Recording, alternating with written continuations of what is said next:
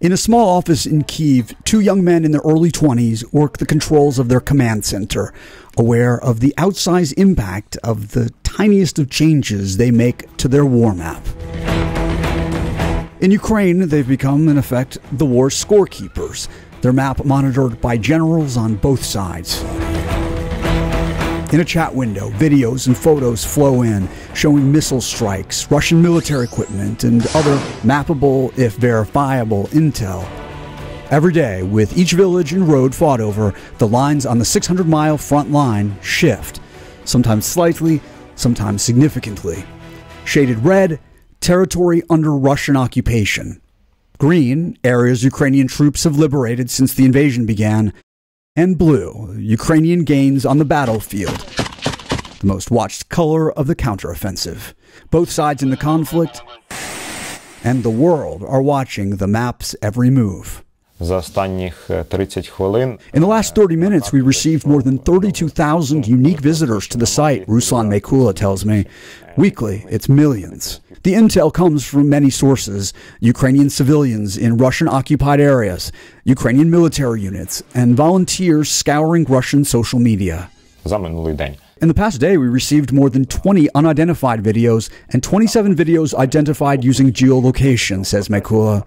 We also received descriptions of what happened in the video. For example, enemy artillery is shelling our positions, or Ukrainian troops have shelled these positions. Who verifies the location? Geolocation, he says. It's verified by our team, which consists of about 100 people. 100 volunteers, all vetted for their digital forensic ability to match images to locations. Deep State doesn't pretend to be unbiased. The map reveals only enemy positions, including Russian trenches, defenses, and command headquarters. For operational security reasons, Deep State does not pinpoint Ukrainian units, only the territory they've taken. We know many people on the ground, Mekula says. We're directly told that you can show this village is liberated because the guys have just returned from battle. Any new blue territory on the map raises the spirits of absolutely everyone on the front. Sometimes, he says, Ukraine's military leadership asks Deep State to hold off on displaying certain map updates.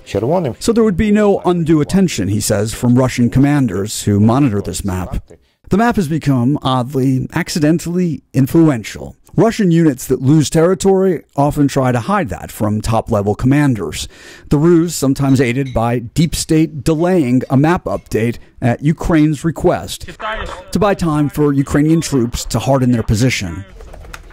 Roman Pogorely, a 23-year-old law school graduate, says he and Mekula started Deep State a few years ago as a Telegram channel for discussing mostly Russia. Have the Russians ever tried to trick you into publishing disinformation on the map? The information that comes to us is checked very carefully, Pogorely says.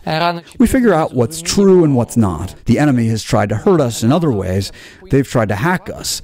We've had massive cyber attacks. They originally tried blocking Russians from accessing the map, but then they found out enemy soldiers used it in a way Deep State never anticipated. We found out that there are Russian soldiers using our map to go to Ukrainian positions and surrender, Mekula says. We didn't expect that in 3 years we would be really special. We would be really unusual. And just as unusual, we're invisible in some of our work, Pogorely says, referring to a version of the map that Deep State keeps hidden from the general public. It's only available to Ukraine's military and includes additional layers of detail.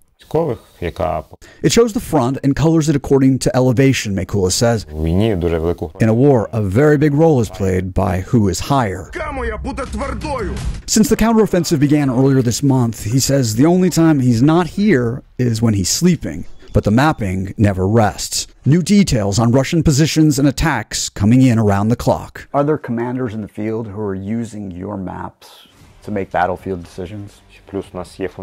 We have useful functionality that gives the military better situational awareness of the front, Mekula says, meaning while the top commanders use their top-secret maps, troops turn to Deep State for the bigger picture of what they're up against.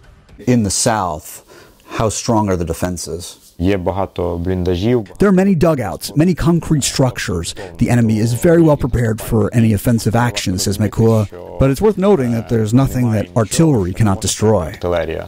The Deep State map makers hope that as the counteroffensive continues, they'll flip a lot more red on their map to blue.